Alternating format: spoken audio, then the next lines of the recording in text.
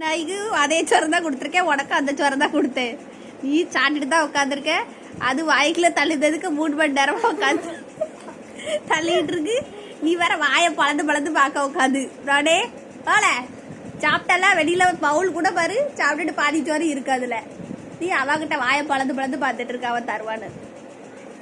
அவளே பூரா சோறு காலி பண்ணலன்னா எந்திரிக்க கூடாதுன்னு சொல்லி தான் மிரட்டி உட்கார வச்சிருக்கேன். நீ அவ தருவான்னு பார்க்காத. உனக்கு கொடுத்த சோறு தான் அவளுக்கு கொடுத்தேன்.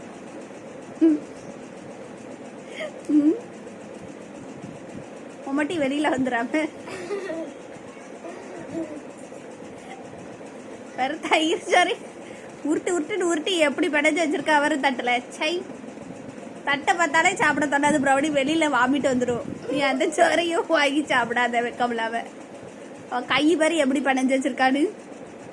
சி, ஒரு சுத்தமே கிடையாது. சோறை எப்படி டீசெண்டா சாப்பிடணும்னு அறிவில்ல. இத்தனை வருஷமா சொல்லி சொல்லி புத்தி வர மாட்டேங்குது.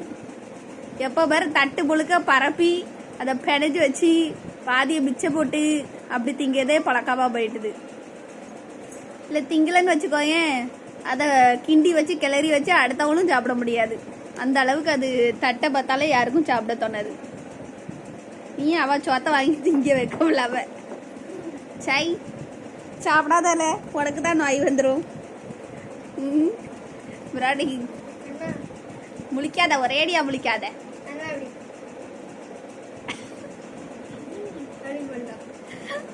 நாக்க வெட்டிடுவேன் ரெண்டரையும்.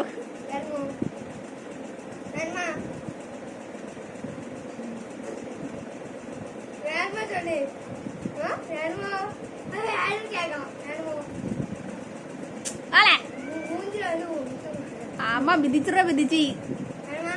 வித்தவுட் பர்மிஷன் கேட்க கூடாது.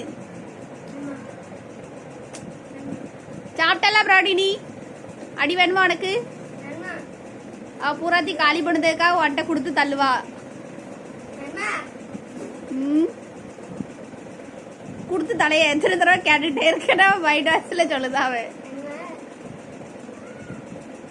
அவ தரமாட்டா ப்ரௌனி. வாயே பார்க்காத நீ.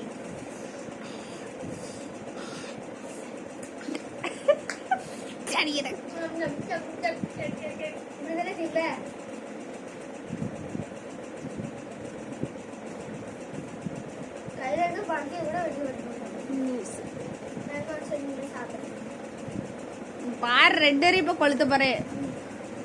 நீ தூர எதிரி ப்ராடி.